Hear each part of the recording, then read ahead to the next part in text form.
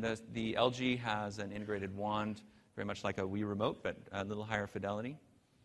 And so what this means that you do have the ability to use cursor, and it's tempting to use that to emulate touch.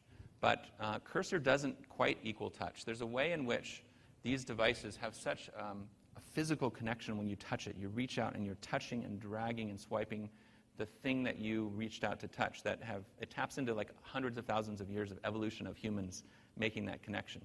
Where with a cursor, you're 10 feet away and it's a little bit more work to try and grab the thing you want and move it. So it's just slightly different from, we found, slightly different from touch. And the other thing is that the way we do cursor on these different controllers is slightly different. So trackpad has some different strengths than a wand has.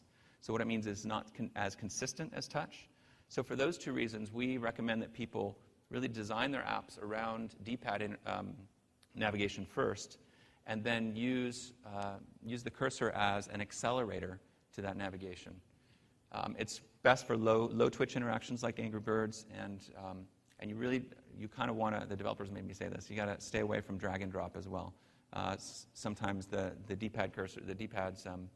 trackpads are hard when you click and drag. It takes a fair amount of force on your thumb. And so if you use that as a main interaction model, sometimes some people have trouble with it.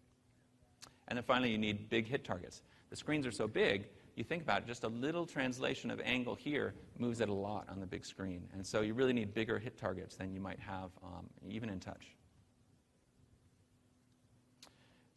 D-pad is really a linear interaction model. You think about it more almost like the old-fashioned cassette tapes. I'm dating myself, where you had to fast forward through 4 songs to get to the 5th song. And then touch is more like RAM, random access memory, where you can just touch whatever you want. So because it's linear, you have to think more about the navigation that you're presenting to your users. The focus states and the layout help the user predict how to get from point A to point B, but they have to think about it a bit, and you need to think about it as well.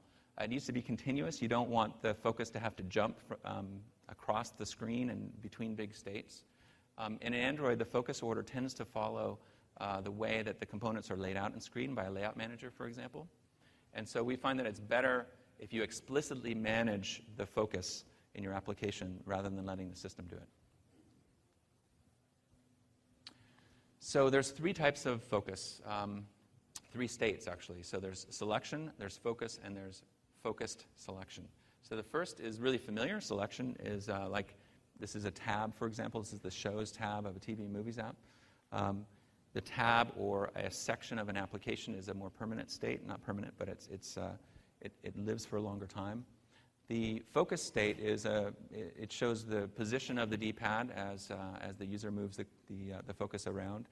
It needs to be big and really visible, like this blue glowing rectangle. I actually think that's not even strong enough. Maybe it could be stronger, because the user needs to be able to just look up at the screen and know exactly where the D-pad is, because everything goes from there.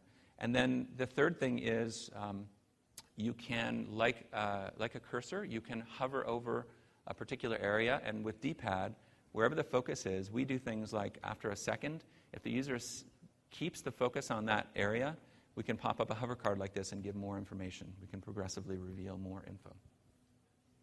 So some views in Android, like the image views, they're not focusable by default. So the one code thing I'll say is you have to turn on the focusable attribute to turn this on. And we also think you should explicitly manage the order of focus.